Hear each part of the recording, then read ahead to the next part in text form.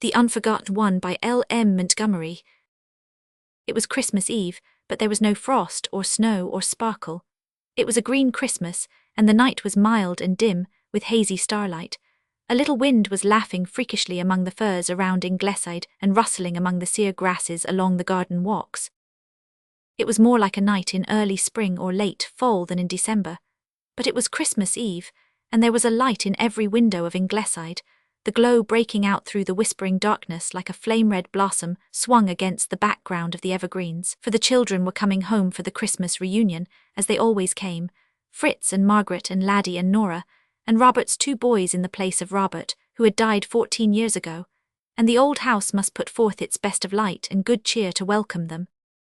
Dr. Fritz and his brood were the last to arrive, driving up to the hall door amid a chorus of welcoming barks from the old dogs, and a hail of merry calls from the group in the open doorway. "We're all here now," said the little mother, as she put her arms about the neck of her stalwart firstborn and kissed his bearded face. There were handshakings and greetings and laughter. Only Nanny, far back in the shadows of the firelit hall, swallowed a resentful sob and wiped 2 bitter tears from her eyes with her little red hand. "We're not all here," she murmured under her breath. "Miss Avies isn't here. Oh, how can they be so glad? How can they have forgotten?" But nobody heard or heeded Nanny. She was only the little orphan help girl at Ingleside. They were all very good to her and they were all very fond of her, but at the times of family reunion Nanny was unconsciously counted out. There was no bond of blood to unite her to them, and she was left on the fringe of things. Nanny never resented this, it was all a matter of course to her. But on this Christmas Eve her heart was broken because she thought that nobody remembered Miss Avies.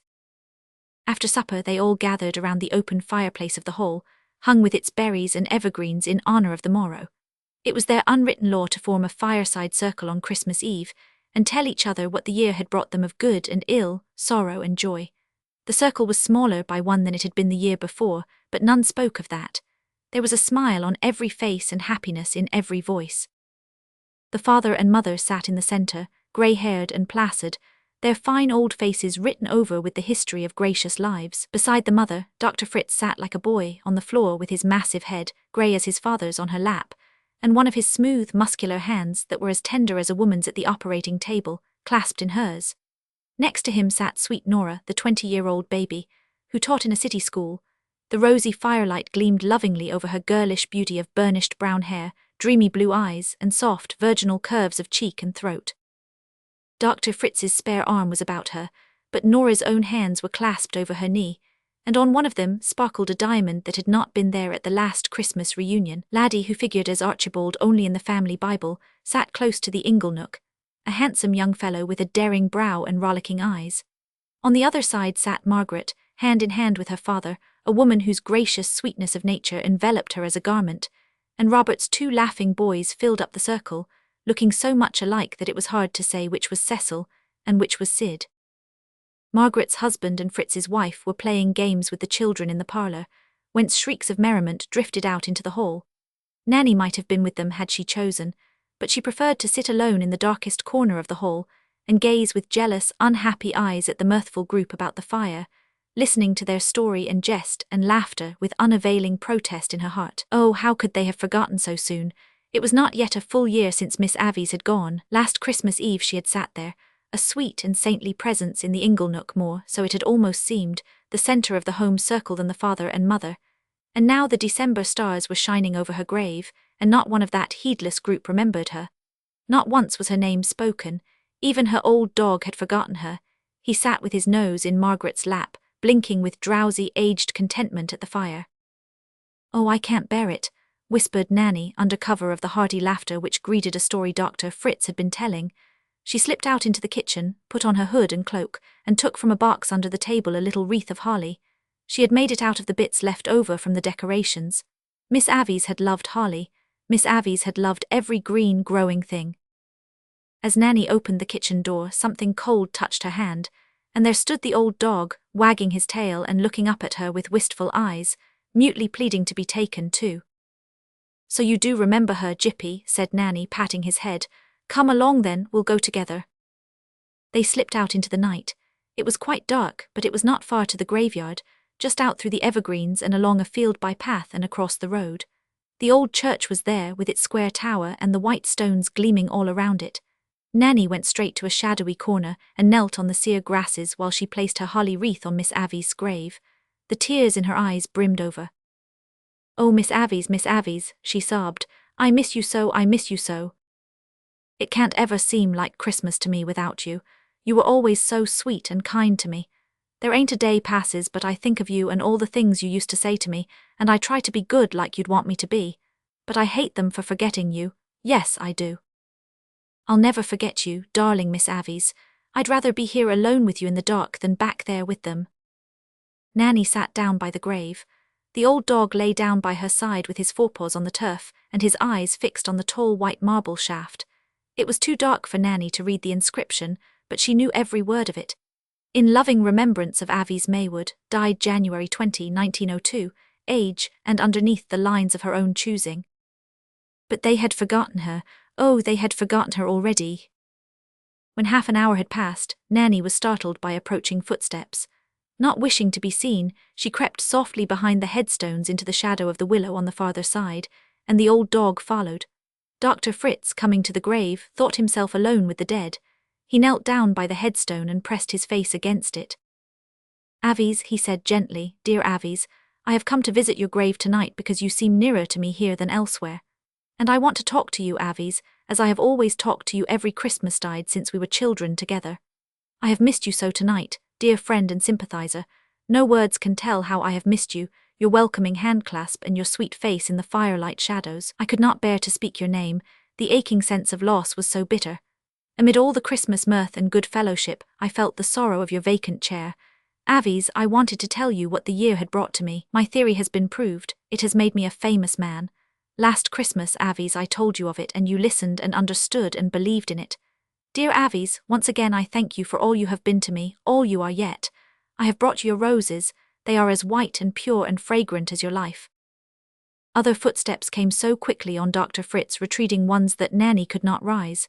It was Laddie this time, gay, careless, thoughtless Laddie. "Roses, so Fritz has been here. I have brought you lilies, Avies. Oh, Avies, I miss you so. You were so jolly and good, you understood a fellow so well. I had to come here tonight to tell you how much I miss you. It doesn't seem half home without you. Avies, I'm trying to be a better chap, more the sort of man you'd have me be. I've given the old set the go-by. I'm trying to live up to your standard. It would be easier if you were here to help me. When I was a kid, it was always easier to be good for a while after I'd talked things over with you. I've got the best mother a fellow ever had, but you and I were such chums, weren't we, Avies? I thought I'd just break down in there tonight and put a damper on everything by crying like a baby. If anybody had spoken about you, I should have. Hello." Laddie wheeled around with a start, but it was only Robert's two boys, who came shyly up to the grave, half hanging back to find anyone else there. "Hello, boys," said Laddie huskily. "So you've come to see her grave too?" "Yes," said Cecil solemnly. We just had to. We couldn't go to bed without coming. Oh, isn't it lonesome without Cousin Avies?" "She was always so good to us," said Sid. "She used to talk to us so nice," said Cecil chokily, "but she liked fun too." "Boys," said Laddie gravely, "never forget what Cousin Avies used to say to you. Never forget that you have got to grow up into men she'd be proud of." They went away then, the boys and their boyish uncle, and when they had gone Nora came, stealing timidly through the shadows, starting at the rustle of the wind in the trees. "Oh, Avies," she whispered, "I want to see you so much. I want to tell you all about it, about him. You would understand so well. He is the best and dearest lover ever a girl had. You would think so too. Oh, Avies, I miss you so much. There's a little shadow even on my happiness because I can't talk it over with you in the old way. Oh, Avies, it was dreadful to sit around the fire tonight and not see you. Perhaps you were there in spirit. I love to think you were, but I wanted to see you. You were always there to come home to before, Avies dear."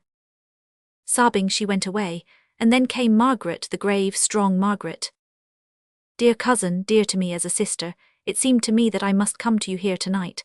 I cannot tell you how much I miss your wise, clear-sighted advice and judgment, your wholesome companionship.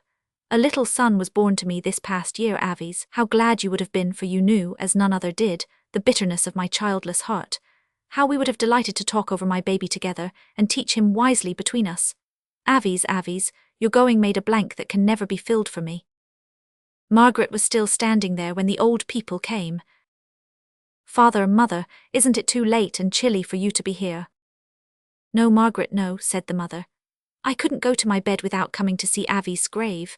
I brought her up from a baby, her dying mother gave her to me.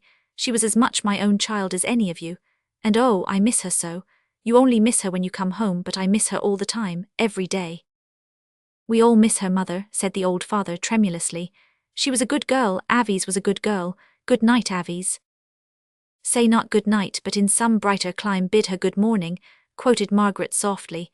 "That was her own wish, you know." "Let us go back now, it is getting late." When they had gone, Nanny crept out from the shadows. It had not occurred to her that perhaps she should not have listened. She had been too shy to make her presence known to those who came to Avi's grave. But her heart was full of joy. "Oh, Miss Avies, I'm so glad, I'm so glad. They haven't forgotten you after all, Miss Avies, dear, not one of them. I'm sorry I was so cross at them, and I'm so glad they haven't forgotten you. I love them for it." Then the old dog and Nanny went home together.